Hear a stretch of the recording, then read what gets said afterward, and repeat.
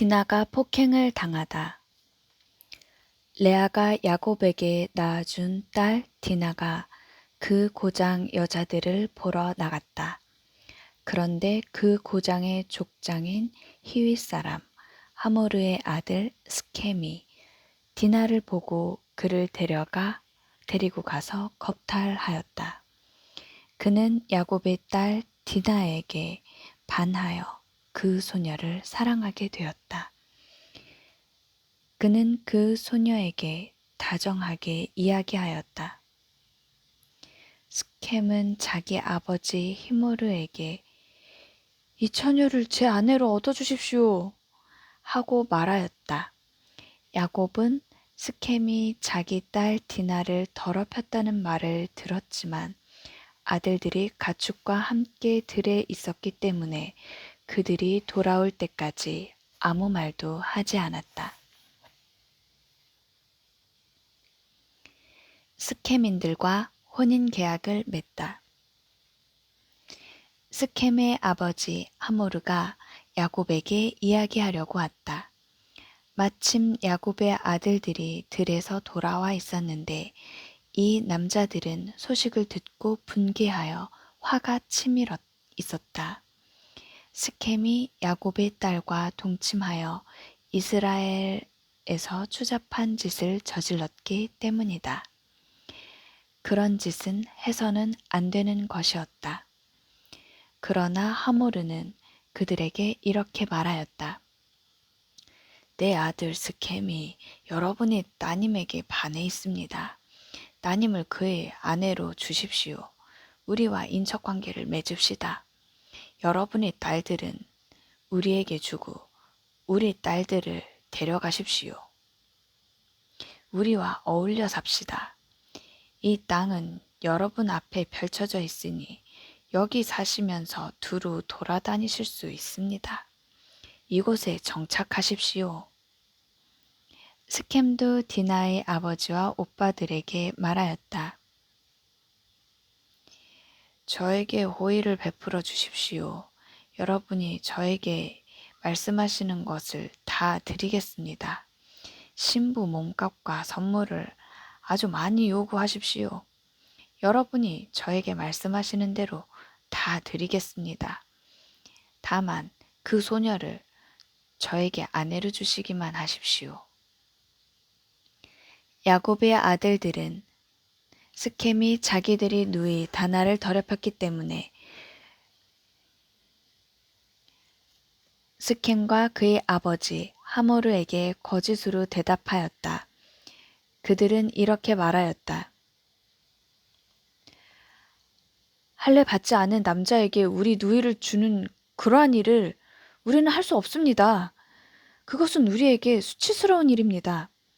다만 여러분 가운데에 있는 남자들이 모두 할례를 받아 우리처럼 된다는 조건이라면 여러분의 청을 받아들이겠습니다.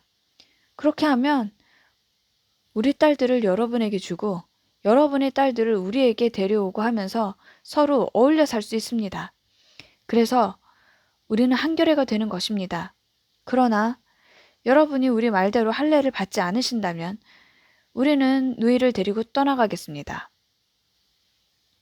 하모르와 하모르의 아들 스켐은 야곱 아들들의 제안을 좋게 여겼다.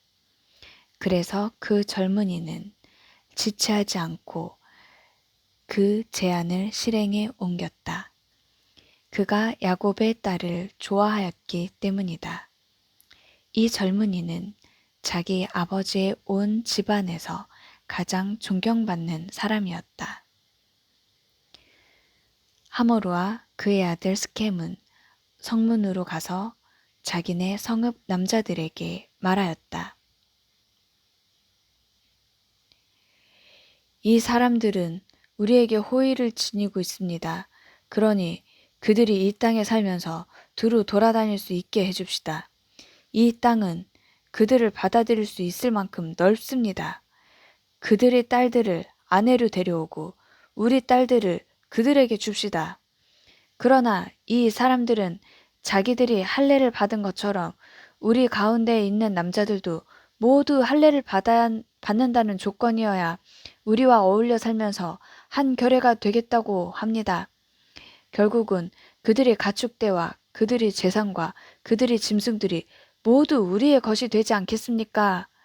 그들의 조건을 받아들여서 그들이 우리와 어울려 살게만 합시다. 성문에 나온 사람들이 모두 하모르와 그의 아들 스켐의 말을 받아들였다.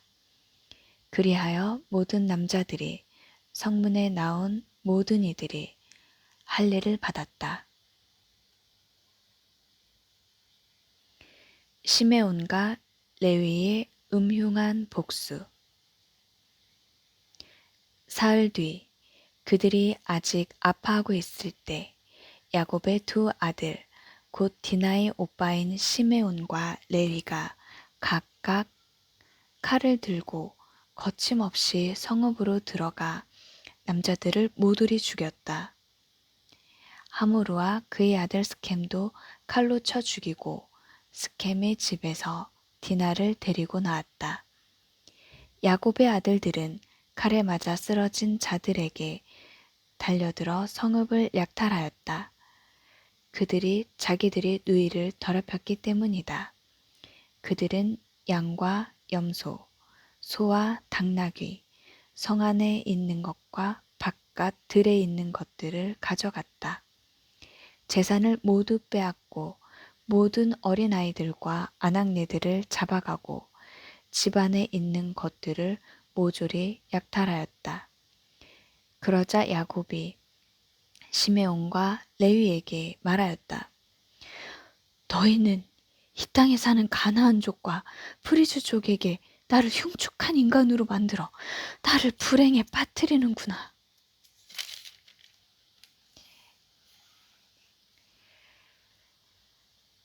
나에게는 사람들이 얼마 없는데 그들이 합세하여 나를 치면 나도 내 집안도 몰수당할 수밖에 없다. 그러나 그들은 우리 누이가 창녀처럼 다루어져도 좋다는 말씀입니까?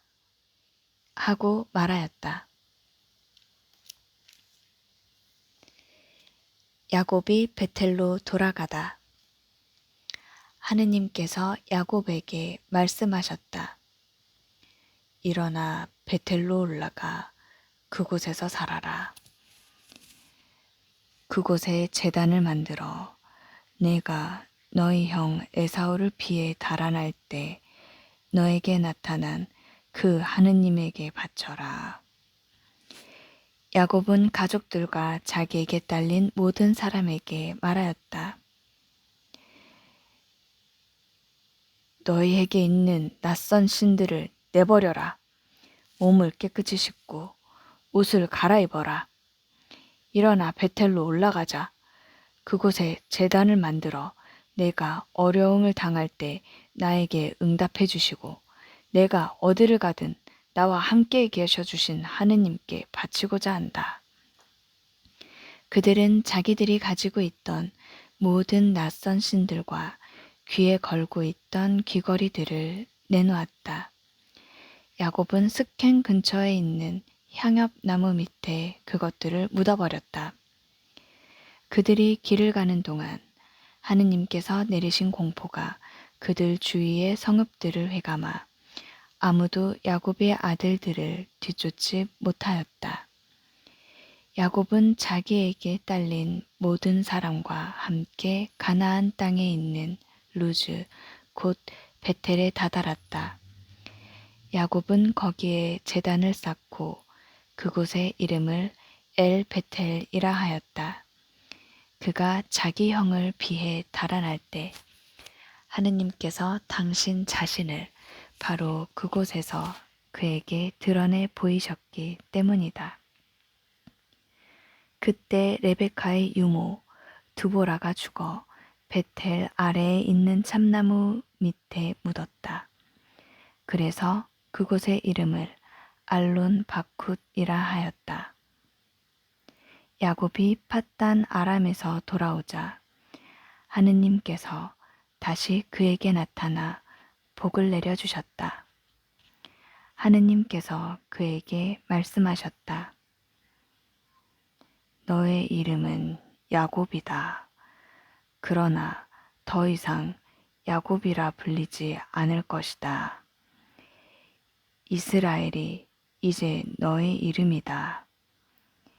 이렇게 하느님께서 그의 이름을 이스라엘이라 하셨다.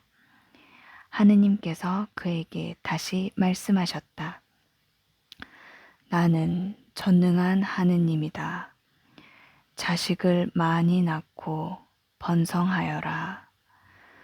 너에게서 한 민족이, 아니 민족들의 무리가 생겨날 것이다. 내 몸에서 임금들이 나올 것이다.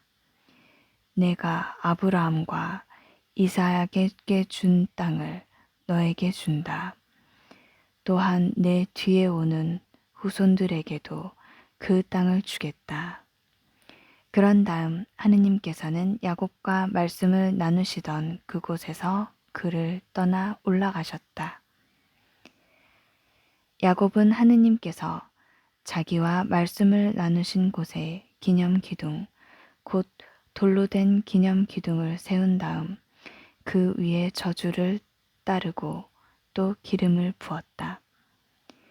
야곱은 하느님께서 자기와 말씀을 나누신 그곳의 이름을 베텔이라 하였다.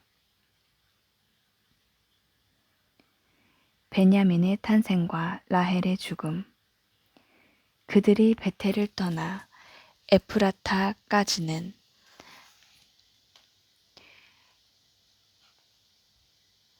아직 얼마 더 가야 하는 곳에서 레헬이 해산하게 되었는데 산고가 심하였다.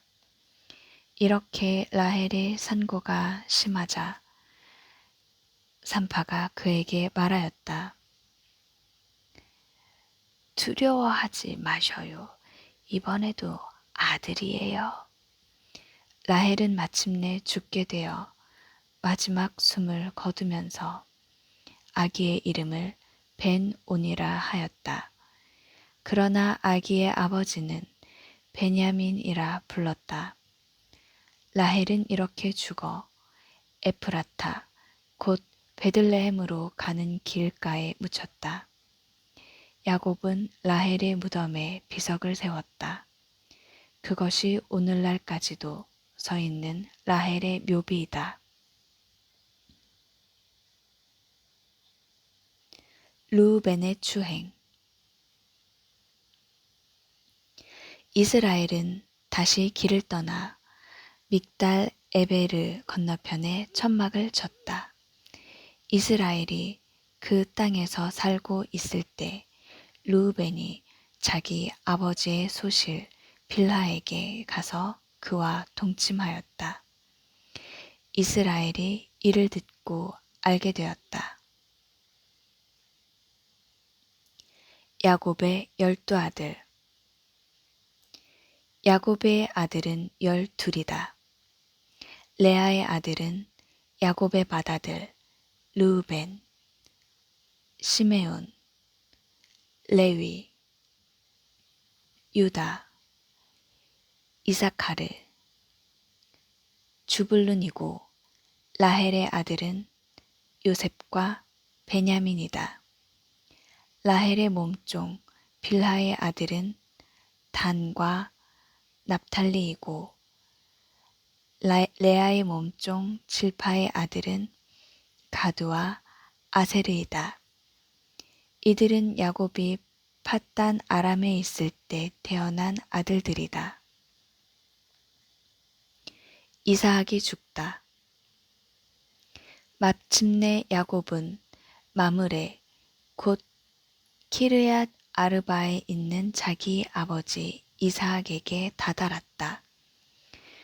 그곳은 아브라함과 이사학의 나그네 살이 하던 헤브론이다.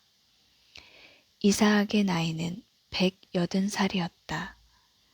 이사학은 노인으로 한껏 살다가 숨을 거두고 죽어 선조들 곁으로 갔다.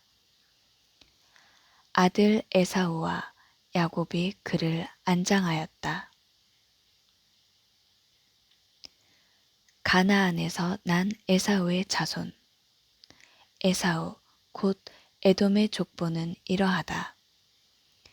에사우는 가나안 여자들 가운데에서 아내들을 맞아들였다. 히타이트 사람 엘론의 딸이다.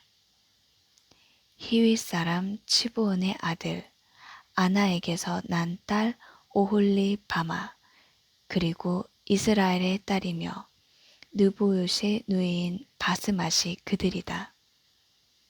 아다는 에사우에게 엘리파즈를 낳아 주었고 바스맛은 루우엘을 낳았다.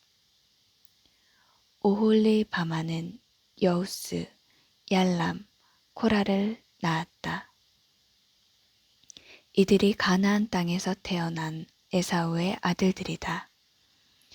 그 뒤에 에사우는 아내들과 아들, 딸들, 자기 집에 딸린 모든 식구들, 그리고 가나안 땅에서 얻은 가축대와 모든 짐승들과 재산을 거두어 자기의 아우 야곱에게서 좀 떨어진 땅으로 갔다. 함께 살기에는 그들의 가산이 너무 많았기 때문이다. 가축이 너무 많아 그들이 머물던 땅이 그들을 다 받아들일 수가 없었던 것이다. 그래서 에사우는 세이르의 산악 지방에 자리를 잡았다. 이 에사우가 곧 에돔이다. 세이르에서 난 에사우의 자손. 세이르 산악 지방에 사는 에돔의 조상 에사우의 족보는 이러하다. 에사우의 아들들의 이름은 이러하다. 에사우의 아내 아다의 아들 엘리파즈와 에사우의 아내 바즈맛의 아들 루우엘이다. 엘리파즈의 아들은 테만, 오마르, 츠포, 가탐, 크나즈이다. 에사우의 아들 엘리파즈에게는 팀나라는 소실이 있었는데 그가 엘리파즈에게 아말렉을 낳아주었다. 그들이 에사우의 아내 아다의 자손들이다. 루엘의 아들들은 이러하다. 곧 나핫, 제라, 쌈마, 미짜이다. 이들이 에사우의 아내 바스맛의 자손들이다. 치브온의 아들 아나의 딸로서 에사우의 아내인 오홀리바마의 아들들은 이러하다. 그는 에사우에게 여우스, 얄람, 코라를 낳아주었다. 에돔의 족장들. 에사우의 족장들은 이러하다. 에사우의 맏아들 엘리파즈의 아들들은 족장 테만, 족장 오마르, 족장 츠포, 족장 크나즈, 족장 코라, 족장 가탐, 족장 아말렉이다. 이들이 에돔 땅에 있는 엘리파즈의 족장들이다. 이들은 아다의 자손들이다. 에사우의 아들 루엘의 아들들은 이러하다. 족장 나핫, 족장 제라, 족장 삼마, 족장 미짜이다. 이들이 에돔 땅에 있는 루엘의 족장들이다. 이들은 에사우의 아내 바스맛의 자손들이다. 에사우의 아내 오홀리바마의 아들들은 이러하다. 족장 여우스, 족장 얄람, 족장 코라이다. 이들은 아나의 딸로서 에사우의 아내인 오홀리바마의 아들들이다. 이들이 에사우 곧 에돔의 아들들이며 이들이 그 족장들이다. 호르 사람 세이르의 자손. 호르 사람 세이르의 아들들로서 그 땅의 주민들은 이러하다. 곧 로탄, 소발, 치브온, 아나, 디손, 에체르, 디산이다. 이들이 에돔 땅에 사는 세일의 아들들로서 호르족 족장들이다. 루탄의 아들들은 호르와 헤맘이고 루탄의 누이는 팀나이다. 소발의 아들들은 이러하다. 곧 알완, 마나핫, 에발, 스포, 오남이다. 치브온의 아들들은 이러하다. 곧 아야와 아나이다. 아나는 자기 아버지 치브온의 나귀를 치다가 광야에서 온천을 발견한 사람이다. 아나의 자녀들은 이러하다. 곧 디손과 아나의 딸 오홀리 바마이다. 디손의 아들들은 이러하다. 곧 햄단, 에스반, 이트란, 크란이다. 에체르의 아들들은 이러하다. 곧 빌한, 자아완, 아칸이다. 디산의 아들들은 이러하다. 곧 우추와 아란이다. 호르족 족장들은 이러하다. 곧 족장 루탄, 족장 소발, 족장 치브온, 족장 아나, 족장 디손, 족장 에체르, 족장 디산이다. 이들이 세이르 땅에 사는 부족들에 따라 본 호르족의 족장들이다. 에돔의 임금들. 이스라엘 자손들을 임금이 다스리기 전에 에돔 땅을 다스리던 임금들은 이러하다. 푸오르의 아들 벨라가 에돔을 다스렸는데 그의 성읍 이름은 딘하바였다. 벨라가 죽자 보츠라 출신 제라의 아들 요밥이 그 뒤를 이어 임금이 되었다. 요밥이 죽자 테만 땅 출신 호삼이 그 뒤를 이어 임금이 되었다. 호삼이 죽자 부닷의 아들 곧 미디안의 모압 평야에서 무찌른 하닷이 그 뒤를 이어 임금이 되었다. 그의 성읍 이름은 아윗이었다. 하닷이 죽자 마스레카 출신 사물라가 그 뒤를 이어 임금이 되었다. 사물라가 죽자 강가 르호봇 출신 사울이 그 뒤를 이어 임금이 되었다. 사울이 죽자 악보르의 아들 바알 하난이 그 뒤를 이어 임금이 되었다. 악보르의 아들 바알 하난이 죽자 하다르가 그 뒤를 이어 임금이 되었다. 그의 성읍 이름은 파우였다. 그리고 그의 아내 이름은 무에타 부엘이었는데 메자합의 딸인 바트렛의 딸이었다. 에돔의 족장들. 시족과 지역과 이름에 따라 본 에사우의 족장들의 이름은 이러하다.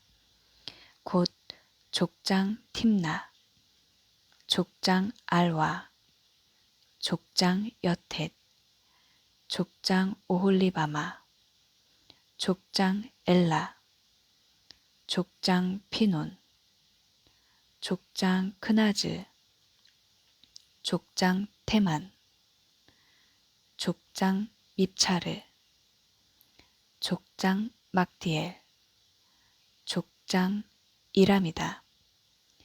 이들이 저마다 차지하고 살던 거주지에 따라 본 에돔의 족장들이다. 에사우는 에돔의 조상이다. 요셉과 그 형제들. 야곱은 자기 아버지가 나그네살이 하던 땅, 곧 가나안 땅에 자리를 잡았다. 야곱의 역사는 이러하다. 17살 난 요셉은 형들과 함께 양을 치는 목자였는데 아버지의 아내인 빌하의 아들들과 질파의 아들들을 도와주는 심부름꾼이었다. 요셉은 그들에 대한 나쁜 이야기들을 아버지에게 일러바치곤 하였다. 이스라엘은 요셉을 그늘막에 늙음하게 얻었으므로 다른 어느 아들보다 그를 더 사랑하였다. 그래서 그에게 긴 저고리를 지어 입혔다. 그의 형들은 아버지가 어느 형제보다 그를 더 사랑하는 것을 보고 그를 미워하여 그에게 정답게 말을 건넬 수가 없었다. 요셉의 꿈. 한 번은 요셉이 꿈을 꾸고 그것을 형들에게 말한 적이 있는데 그 때문에 형들은 그를 더 미워하게 되었다. 요셉이 그들에게 말하였다. 내가 꾼 이 꿈 이야기를 들어보세요. 우리가 밭 한가운데서 곡식단을 묶고 있었어요. 그런데 내 곡식단이 일어나 우뚝 서고 형들의 곡식단들은 빙 둘러서서 내 곡식단에게 큰 절을 하였답니다. 그러자 형들이 그에게 말하였다. 네가 우리 임금이라도 될 셈이냐? 네가 우리를 다스리기라도 하겠다는 말이냐? 그리하여 형들은 그의 꿈과 그가 한 말 때문에 그를 더욱 미워하게 되었다. 그는 또 다른 꿈을 꾸고 그것을 형들에게 말하였다. 내가 또 꿈을 꾸었는데 해와 달과 별 1개, 별 11개가 나에게 큰 절을 하더군요. 이렇게 그가 아버지와 형들에게 이야기하자 그의 아버지가 그를 꾸짖어 말하였다.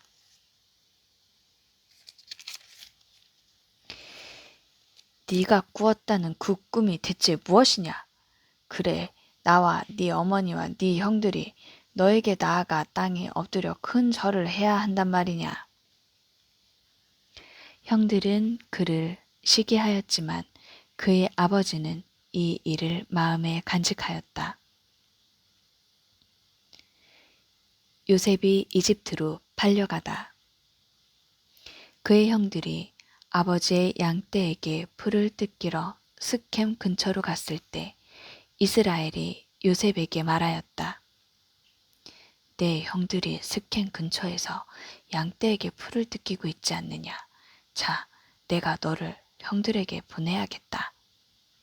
요셉이 그러십시오 하고 대답하자 이스라엘이 그에게 말하였다. 가서 내 형들이 잘 있는지 양들도 잘 있는지 보고 나에게 소식을 가져오너라. 이렇게 해서 그는 요셉을 헤브론 골짜기에서 떠나보냈다. 요셉이 스켐에 도착하였다. 어떤 사람이 보니 그가 들에서 헤매고 있었다. 그래서 그 사람이 무엇을 찾고 있느냐? 하고 묻자 요셉이 대답하였다. 저는 형들을 찾고 있습니다. 그들이 어디서 양들에게 풀을 뜯기고 있는지 저에게 제발 알려주십시오. 그러자 그 사람이 말하였다. 그 사람들은 여기서 떠났단다. 도탄으로 가자 하는 말을 내가 들었다. 그래서 요셉은 형들을 뒤따라가 도탄에서 그들을 찾아냈다. 그런데 그의 형들은 멀리서 그를 알아보고 그가 자기들에게 가까이 오기 전에 그를 죽이려는 음모를 꾸몄다. 그들은 서로 말하였다. 저기 저 꼼쟁이가 오는구나. 자, 이제 저 녀석을 죽여서 아무 구덩이에나 던져놓고 사나운 짐승이 잡아먹다고 이야기하자. 그리고 저 녀석의 꿈이 어떻게 되나 보자. 그러나 르우벤은 이 말을 듣고 그들의 손에서 요셉을 살려낼 속셈으로 목숨만은 해치지 말자 하고 말하였다. 르우벤이 그들에게 다시 말하였다. 피만은 흘리지 마라. 그 아이를 여기 광야에 있는 이 구덩이에 던져버리고 그 아이에게 손을 대지는 마라.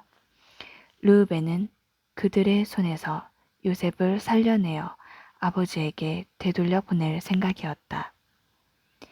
이윽고 요셉이 형들에게 다다르자 그들은 그의 저고리, 곧 그가 입고 있던 긴 저고리를 벗기고 그를 잡아 구덩이에 던졌다. 그것은 물이 없는 빈 구덩이였다. 그들이 앉아 빵을 먹다가 눈을 들어보니 기랏에서 오는 이스마엘인들의 대상이 보였다.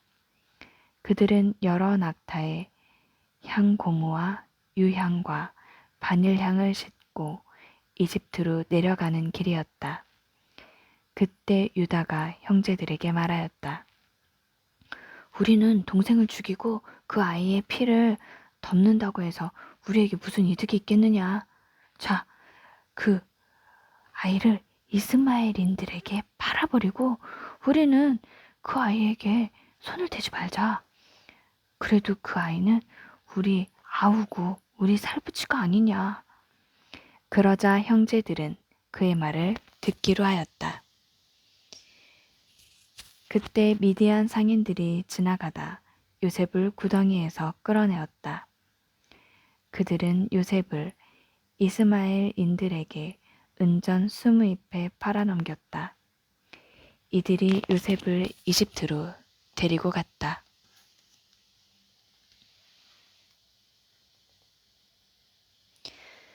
르우벤의 구덩이로 돌아와 보니 그 구덩이 안에 요셉이 없었다. 그는 자기 옷을 찢고 형제들에게 돌아가 말하였다. 그 애가 없어졌다. 나는 어디로 가야 한단 말이냐? 그들은 요셉의 저고리를 가져다 숫 염소 한 마리를 잡아 그 피에 적셨다. 그들은 그 긴 저고리를 아버지에게 가지고 가서 말하였다. 저희가 이것을 주었습니다. 이것이 아버지 아들의 저고리인지 아닌지 살펴보십시오. 그가 그것을 살펴보다 말하였다. 내 아들의 저고리다. 사나운 짐승이 잡아먹었구나. 요셉이 찢겨 죽은 게 틀림없다. 야곱은 옷을 찢고 허리에 자루옷을 두른 뒤 자기 아들의 죽음을 오랫동안 슬퍼하였다. 그의 아들, 딸들이 모두 나서서 그를 위로하였지만 그는 위로받기를 마다하면서 말하였다. 아니다. 나는 슬퍼하며 저승으로 내 아들에게 데려가련다. 이렇게 요셉의 아버지는 그를 생각하며 울었다. 한편 미디안인들은 이집트로 가서 파라오의 내신으로 경호대장인 포티파르에게 그를 팔아넘겼다. 유다와 타마르. 그때 유다는 형제들과 떨어져 내려와 히라라는 이름을 지닌 아둘람 사람에게 붙어 살았다. 유다는 그곳에서 수아라는 이름을 지닌 가나안 사람의 딸을 만나 아내로 삼고 그와 한자리에 들었다. 그 여자가 임신하여 아들을 낳자 유다는 그 이름을 에르라 하였다. 그 여자는 또 임신하여 아들을 낳고 그 이름을 오난이라 하였다. 그 여자는 다시 아들을 낳고 그 이름을 셀라라 하였다. 그가 셀라를 낳을 때 유다는 그 집에 있었다. 유다는 맏아들 에르에게 아내를 얻어주었는데 그 이름은 타마르였다. 그런데 유다의 맏아들 에르는 주님께서 보시기에 악하였으므로 주님께서 그를 죽게 하였다. 그래서 유다가 오난에게 말하였다. 내 형수와 한자리에 들어라. 시동생의 책임을 다하여 내 형에게 자손을 일으켜 주어라. 그러나 오난은 그 자손이 자기 자손이 되지 않을 것을 알고 있었기 때문에 형수와 한자리에 들 때마다 형에게 자손을 만들어주지 않으려고 그것을 바닥에 쏟아버리곤 하였다. 그가 이렇게 한 것이 주님께서 보시기에 악하였으므로 그도 죽게 하였다. 그러자 유다는 자기 며느리 타마르에게 말하였다. 내 아들 셀라가 클 때까지 너는 친정에 돌아가 과부로 살고 있어라. 그는 이 아이도 제 형들처럼 죽어서는 안 되지 하고 생각하였던 것이다. 그리하여 타마르는 친정으로 돌아가 살게 되었다. 오랜 세월이 흐른 뒤에 수아의 딸 유다의 아내가 죽었다. 애도 기간이 끝나자 유다는 아둘람 사람인 친구 히라와 함께 팀나로 자기 양들의 털을 깎는 이들에게 올라갔다. 타마르는 너의 시아버지가 자기 양들의 털을 깎으러 팀나로 올라간다는 말을 전해 듣고는 입고 있던 과부 옷을 벗고 너울을 써서 몸을 가리고 팀나로 가는 길가에 있는 에나임 어귀에 나가 앉았다. 셀라가 이미 다 컸는데도 자기를 그의 아내로 데려가 주지 않는다는 사실을 알았기 때문이다. 유다가 그를 보았을 때 얼굴을 가리고 있었으므로 장렬연히 생각하였다. 그래서 그는 길을 벗어나 그 여자에게 가서 말하였다. 이리 오너라. 내가 너와 한자리에 들어야겠다. 유다는 그가 자기 며느리인 줄을 몰랐던 것이다. 그러자 그 여자가 물었다. 저와 한자리에 드는 값으로 제게 무엇을 주시겠습니까? 내 가축대에서 새끼 염소 한 마리를 보내마. 하고 그가 대답하자 그 여자가 그것을 보내실 때까지 담보물을 주시면 좋겠습니다. 하고 말하였다. 그러자 유다가 너에게 무슨 담보물을 주랴? 하고 묻자 그 여자가 어르신네의 인장과 줄 그리고 손에 잡고 계신 지팡이면 됩니다. 하고 대답하였다. 그래서 유다는 그것들을 주고 그와 한자리에 들었다. 그는 유다의 아이를 가지게 되었다. 그는 일어나 돌아가서 쓰고 있던 너울을 벗고 다시 과부 옷을 입었다. 유다는 자기 친구 아둘람 사람 편에 새끼 염소 한 마리를 보내면서 그 여자에게서 담보물을 찾아오게 하였으나 그는 그 여자를 찾지 못하였다. 그가 그곳 사람들에게 에나임 길가에 있던 신전 창녀가 어디 있습니까? 하고 묻자 여기에는 신전 창녀가 없습니다. 하고 대답하였다. 그는 유다에게 돌아가 말하였다. 그 여자를 찾지 못했네. 그리고 그곳 사람들이 여기에는 신전 창녀가 없습니다. 하더군.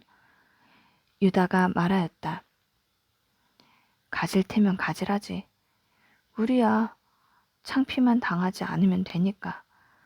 보다시피 내가 이 새끼 염소 한 마리를 보냈는데 자네가 그 염소를 찾지 못한 게 아닌가? 석 달쯤 지난 뒤 유다는 그대의 며느리 타마르가 창녀 노릇을 했다네. 더군다나 창녀질을 하다 임신까지 했다네. 하는 말을 전해 들었다. 유다가 명령하였다. 그를 끌어내어 화형에 처하여라. 밖으로 끌려 나오게 된 타마르는 자기의 시아버지에게 전가를 보냈다. 저는 이 물건 임자의 아이를 배웠습니다. 그는 또 말하였다. 이 인장과 줄과 지팡이가 누구 것인지 살펴보십시오. 유다가 그것을 살펴보다 말하였다. 그 애가 나보다 더 옳다. 내가 그 애를 내 아들 셀라에게 아내로 주지 않았기 때문이다. 유다는 그 뒤 다시는 그를 가까이 하지 않았다. 타마르가 해산할 때가 되었는데 그의 태 안에는 쌍둥이가 들어있었다. 그가 해산할 때 한 아기가 손을 내밀었다. 산파가 붉은 실을 가져다가 그 손에 메고서 얘야 먼저 나온 녀석이다 하고 말하였다. 그러나 그 아기가 손을 도로 집어넣고 그의 동기가 나오니 산파는 아니 네가 틈을 비집고 나오다니 하고 말하였다. 그래서 그 이름을 페레츠라 하였다. 그 다음 그의 동기 곧 손에 붉은 실을 매단 아기가 나오자 그 이름을 제라라 하였다. 포티파르의 종이 된 요셉.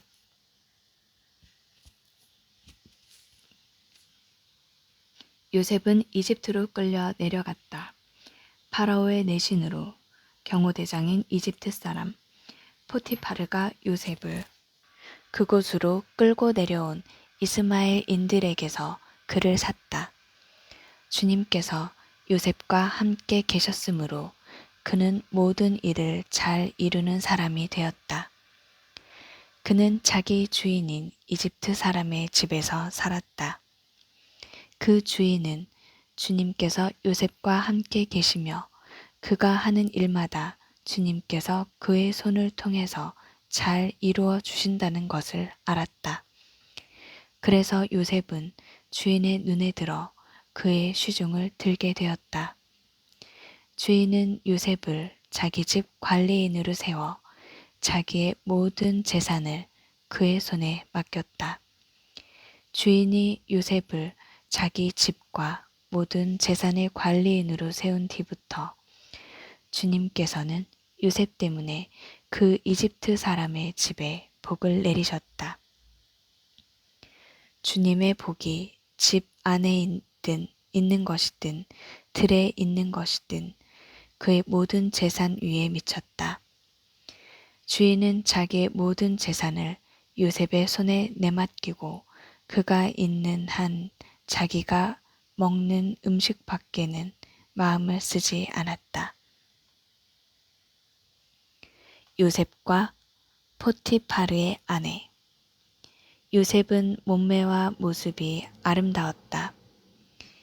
이런 일이 있고 난 뒤 주인의 아내가 요셉에게 눈길을 보내며 나와 함께 자요 하고 말하였다. 그러나 요셉은 거절하면서 주인의 아내에게 말하였다. 보시다시피 주인께서는 모든 재산을 제 손에 맡기신 채 제가 있는 한 집안일에 전혀 마음을 쓰지 않으십니다. 이 집에서는 그분도 저보다 높지 않으십니다. 마님을 빼고서는 무엇 하나 저에게 금하시는 것이 없습니다. 마님은 주인 어른의 부인이십니다.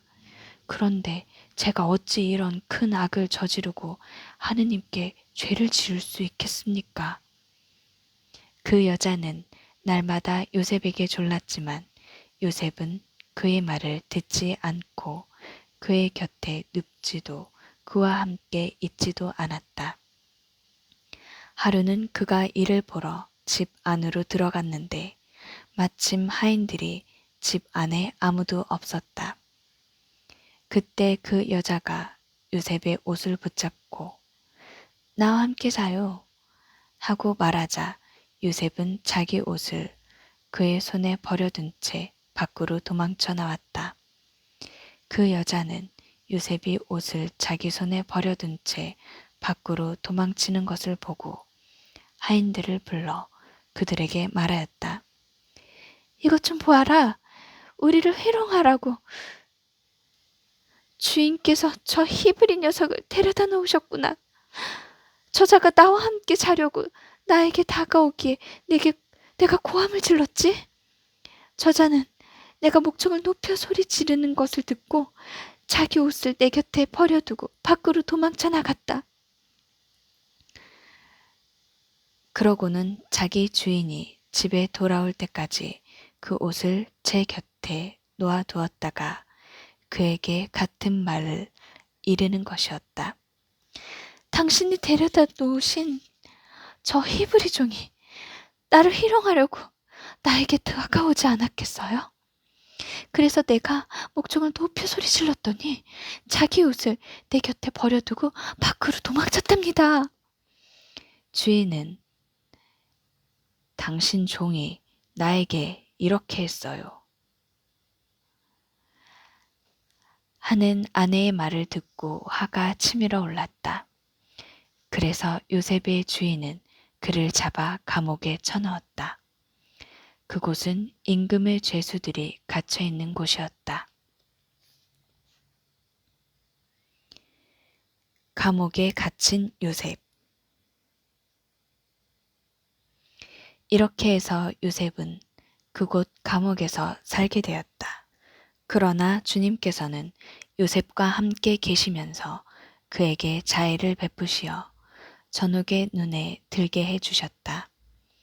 전옥은 감옥에 있는 모든 죄수를 요셉의 손에 맡기고 그곳에서 하는 모든 일을 요셉이 처리하게 하였다. 전옥은 요셉의 손에 맡긴 것에 대해서는 아무런 간섭도 하지 않았다. 주님께서 요셉과 함께 계셨으며 그가 하는 일마다 주님께서 잘 이루어 주셨기 때문이다. 요셉이 감옥에서 꿈을 풀이하다. 이런 일이 있은 지 얼마 뒤 이집트 임금의 헌작 시종과 제빵 시종이 그들의 주군인 이집트 임금에게 잘못을 저지른 일이 일어났다. 파라오는 자기의 이 두 대신 곧 헌작 시종장과 제빵 시종장에게 진노하여 그들을 경호대장 집에 있는 감옥에 가두었는데 그곳은 요셉이 갇혀 있는 곳이었다. 경호대장은 요셉을 시켜 그들을 시중들게 하였다. 이렇게 그들은 얼마 동안 갇혀 있었다.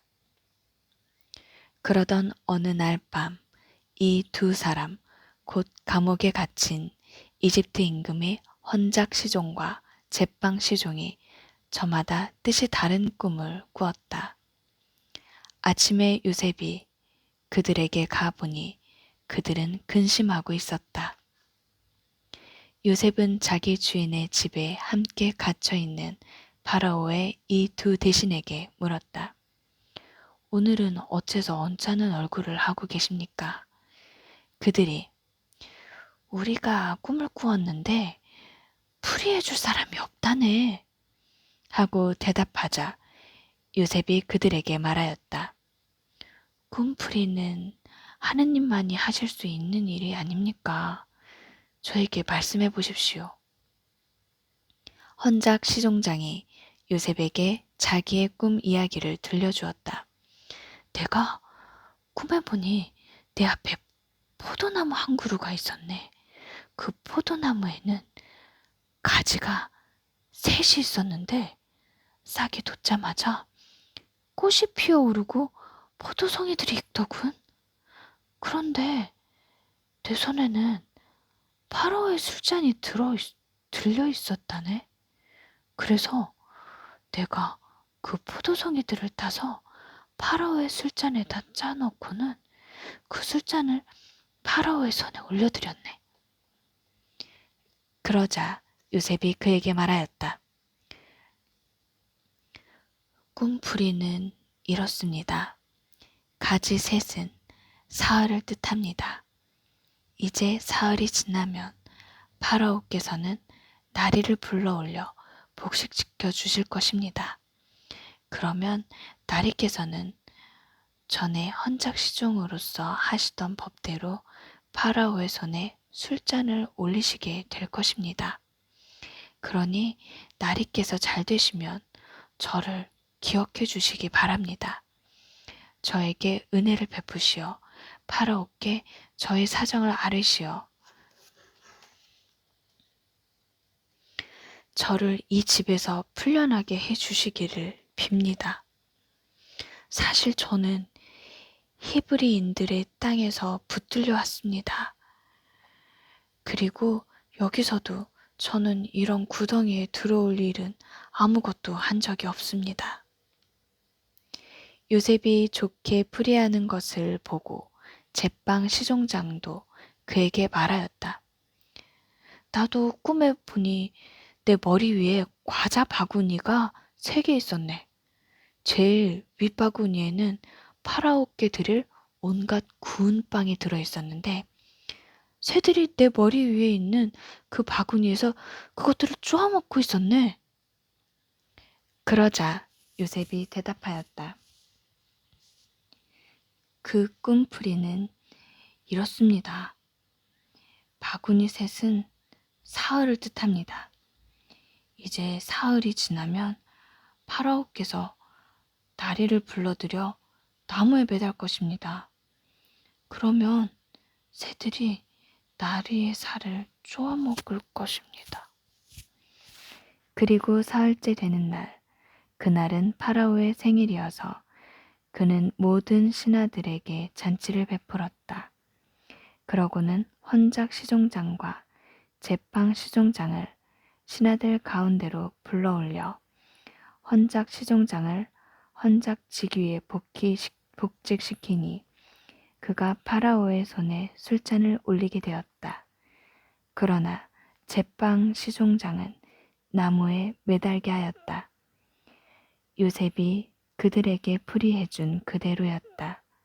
그렇지만 헌작 시종장은 요셉을 기억하지 않았다. 그를 잊어버린 것이다. 파라오의 꿈. 그로부터 2년이 지난 뒤 파라오가 꿈을 꾸었다. 그가 나일강가에 서 있는데 잘생기고 살찐 암소 7마리가 나일강에서 올라와 갈대밭에서 풀을 뜯었다. 그런데 그 뒤를 이어 또 다른 못생기고 야윈 암소 7마리가 나일강에서 올라와 강가에 있는 그 암소들 곁으로 가서 섰다. 그러고는 이 못생기고 야윈 염소들이 잘생기고 살찐 그 7 암소를 잡아먹는 것이었다. 파라오는 잠에서 깨어났다. 그는 다시 잠이 들어 2번째 꿈을 꾸었다. 밀대 하나에서 살찌고 좋은 이삭 7이 올라왔다. 그 뒤를 이어 야위고 새바람에 바싹 마른 이삭 7이 솟아났는데 이 야윈 이삭들이 살찌고 여문 이 7 이삭을 삼켜버리는 것이었다. 파라오가 잠에서 깨어보니 꿈이었다. 아침이 되자 그는 마음이 불안하여 사람을 보내 이집트의 모든 요술사와 모든 현인을 불러들였다. 그런 다음 파라오는 자기가 꾼 꿈을 그들에게 이야기하였지만 아무도 파라오에게 그것을 풀이해 주지 못하였다. 그때 헌작 시종장이 파라오에게 아뢰었다. 오늘에야 제 잘못이 생각납니다. 파라오께서는 당신이 종들에게 진노하셔 저와 제빵 시종장을 경호대장 집에 가두신 적이 있습니다. 저와 그는 같은 날 밤에 꿈을 꾸었는데 저마다 다른 뜻을 지닌 꿈을 꾸었습니다. 그때 거기에는 경호대장의 종인 젊은 히브리인이 저희와 함께 있었습니다. 저희가 그에게 말하자 그는 저희 꿈을 풀이하였습니다. 저희 각자의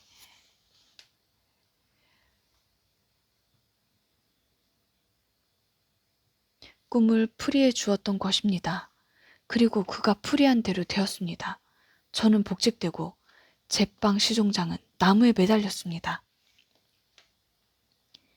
요셉이 꿈을 풀이하다. 그러자 파라오는 사람들을 보내어 요셉을 불러오게 하였다.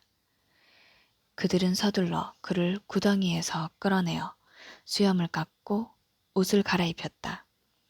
그런 다음 요셉은 파라오에게 들어갔다. 파라오가 요셉에게 말하였다. 내가 꿈을 하나 꾸었는데 그것을 풀이할 자가 하나도 없다. 그런데 너는 꿈 이야기를 듣기만 하면 그것을 풀이한다고 들었다. 요셉이 파라오에게 대답하였다. 저는 할 수 없습니다만 하느님께서 파라오께 상서로운 대답을 주실 것입니다. 파라오가 요셉에게 이야기하였다. 꿈에서 보니 내가 나일 강가에 서 있는데 살찌고 잘생긴 염소 7마리가 나일강에서 올라와 갈대밭에서 풀을 뜯었다. 그 뒤를 이어 또 다른 가냘프고 아주 못생기고 마른 남소 7이 올라오는데 그것들처럼 흉한 것은 이집트 온 땅에서 본 일이 없다. 그런데 이 마르고 흉한 암소들이 먼저 올라온 그 살찐 7 암소를 잡아먹었다.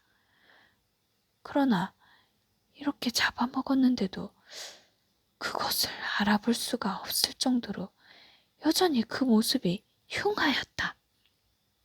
그러고는 내가 잠에서 깨어났다.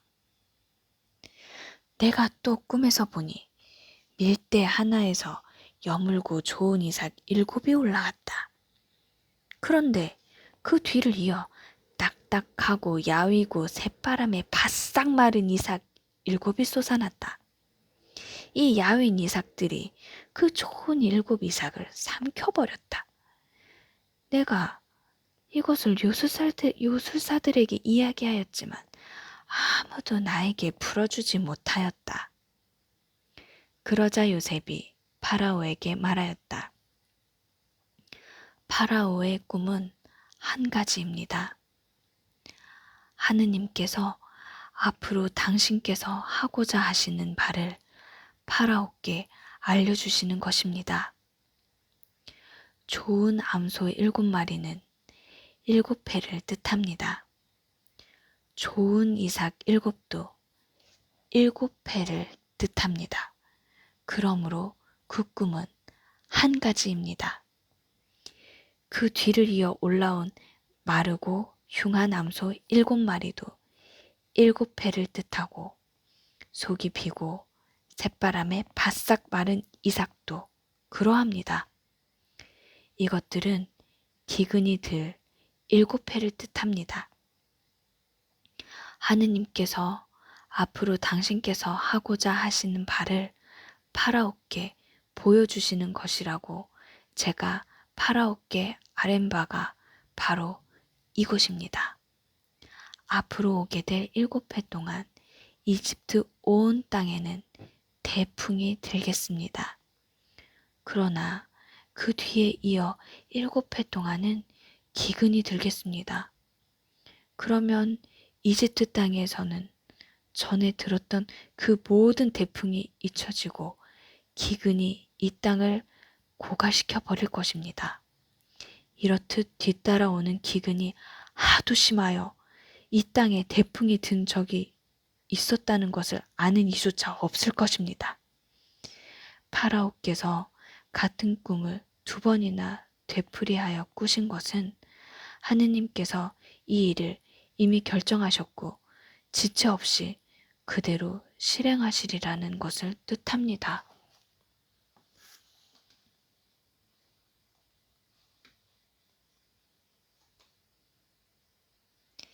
그러니 이제 파라오께서는 슬기롭고 지혜로운 사람 하나를 가려내시어 이집트 땅을 그의 손 아래 두시는 것이 좋겠습니다. 파라오께서는 또 나라의 감독관들을 임명하셔서 태풍이 드는 7해 동안 이집트 땅에서 거둔 수확의 5분의 1을 받아들이게 하시는 것이 좋겠습니다. 이 사람들이 앞으로 올 좋은 시절 동안 모든 양식을 거두어 드리게 하시고 파라오의 권한으로 성읍들의 곡식을 쌓아 갈무리하게 하십시오. 이 양식은 앞으로 이집트 땅에 닥칠 7해 동안의 기근에 대비하여 나라를 위한 비축 양식으로 남겨두십시오. 그러면 이 나라는 기근으로 망하지 않을 것입니다. 요셉이 재상이 되다. 파라오와 그의 신하들은 이 제안을 좋게 여겼다. 그리하여 파라오는 자기 신하들에게 말하였다. 이 사람처럼 하느님의 영을 지닌 사람을 우리가 또 찾을 수 있겠소. 그런 다음 파라오는 요셉에게 말하였다. 하느님께서 그대에게 이 모든 것을 알려주셨으니 그대처럼 슬기롭고 지혜로운 사람이 또 있을 수 없소. 내 집을 그대 손 아래 두겠소. 내 모든 백성은 그대 명령을 따를 것이오. 나는 왕좌 하나로만 그대보다 높을 따름이요. 파라오가 다시 요셉에게 말하였다. 이제 내가 이집트 온 땅을 그대 손 아래 두오. 그런 다음 파라오는 손에서 인장 반지를 빼어 요셉의 손에 끼워주고는 아마 옷을 입히고 목에 금 목걸이를 걸어주었다. 그리고 자기의 2번째 병거에 타게 하니 그 앞에서 사람들이 무릎을 꿇어라! 하고 외쳤다. 이렇게 파라오는 이집트 온 땅을 요셉의 손 아래 두었다.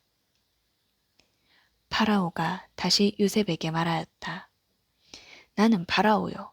그대의 허락 없이는 이집트 온 땅에서 그 누구도 손 하나, 발 하나 움직이지 못하오.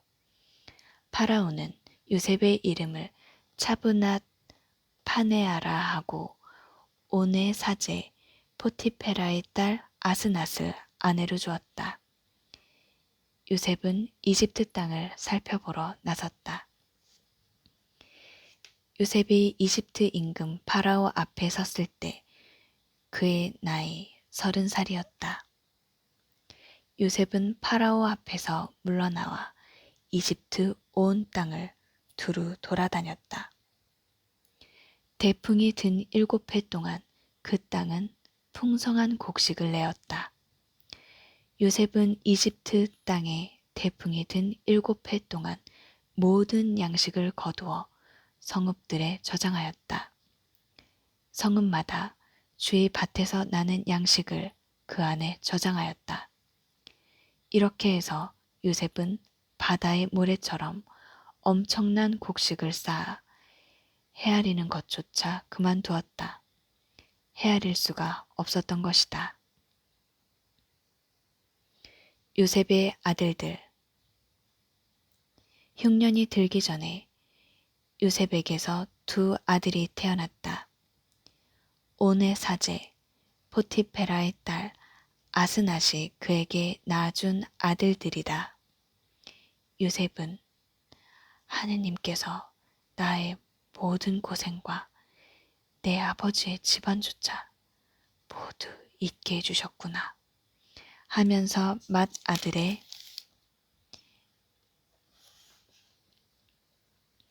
이름을 므낫세라 하였다.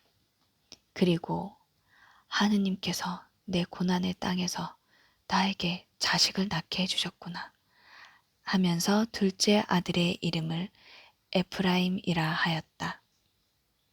흉년이 시작되다. 이집트 땅에 들었던 7년 태풍이 끝났다. 그러자 요셉이 말한 대로 7년 기근이 시작되었다. 모든 나라에 기근이 들었지만 이집트 온 땅에는 빵이 있었다. 이집트 온 땅에 기근이 들자 백성이 파라오에게 빵을 달라고 부르짖었다. 그러자 파라오는 모든 이집트인에게 말하였다. 요셉에게 가서 그가 시키는 대로 하여라. 기근이 온 땅에 퍼지자 요셉은 곡식 창고를 모두 열고 이집트인들에게 곡식을 팔았다. 이집트 땅에 기근이 심하였지만 온 세상은 요셉에게 곡식을 사려고 이집트로 몰려들었다. 온 세상에 기근이 심하였기 때문이다.